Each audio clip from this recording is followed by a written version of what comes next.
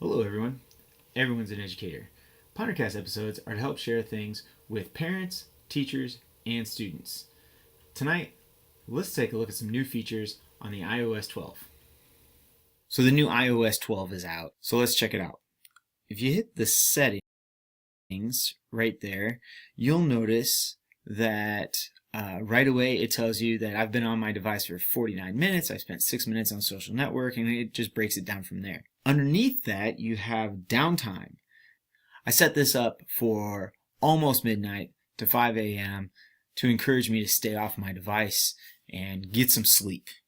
If I hit back a little bit, the app limits is a good one. I've got my social network set for 2 hours a day. I feel like that's probably a little high. I'm going to kind of see where I go with this. Maybe I can drop it down a little bit and encourage me to just get work done on the social networking, learn real quick on the social networking, and we'll kind of judge from there. You can add some limits. Then there's always allow, and there's content privacy, of course, but one thing I want to kind of scroll down towards the bottom is this set up screen time for families. If you have the family sharing, having kids on using the same Apple ID or existing Apple IDs, and not just like children, I'm talking about like high school kids, you can then limit screen time for that. The next thing I want to encourage is to click on where it says your time right there at the top. You can click on that and you can see how your time is broken down. Last 7 days, well, I just loaded this like an hour ago, so I'm learning as I'm showing you. So once I hit today, you can see where I've spent my time. You can see kind of the different apps that I've used. If I hit show more, I like this pickup, 5 per hour so far. So it'll be interesting to look at the notifications and see which apps I'm using to then lead me to pick up my device. The next thing I want to show you is guided access. So if you hit the back and you go back to your original settings and you hit general, especially if you have little kids, this is a good one. And you go down to accessibility, which is right here at the top. And you scroll down, it's usually towards the bottom. It's called guided access. So here it is right on the bottom. It's learning guided access. Right now it's off. I'm going to turn this on. And I'm going to set my passcode here.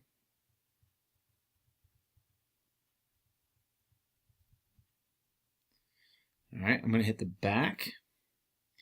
And then what happens with guided access is I'm going to turn on my accessibility shortcut. That's a triple click. So here's a good way to use guided access. If you have little kids, this is a good one. If you have students and you're showing them different apps, this is also a good one, and you want to hand your phone to them. So I'm going to show you with LinkedIn because many students don't use LinkedIn. So I'm going to triple click, and it's going to bring up this guided access. I'm going to draw around this area right up here because I want to hand this off to some students. I'm going to move this up a little bit, and I'm going to draw around down here. And what that'll do is it will limit my students from that. Once I hit start, okay, so now my students, if they're trying to click on the top, they won't be able to post anything, and you can go through and they can scroll up and down and check out LinkedIn and see all the content and all the professionals that I'm following and get good ideas and from this, but they can't, click the bottom. They can't send messages. They can't post something while I've given them my device. To get out of guided access, you can triple click, and then of course you can put in your code, and then you can end it, and you're all done. So I think those are some really cool features with the new iOS 12. The screen time has some really cool features. Guided access is not new, but it's a good one. If you have not already signed up for the Indiana Connected Educators Conference, please do that. I'm going to put some links below. Thanks for watching.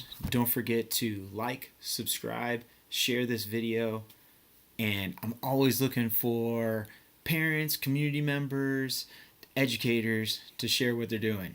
So shoot me an email, shoot me a tweet. Thanks for watching. Bye.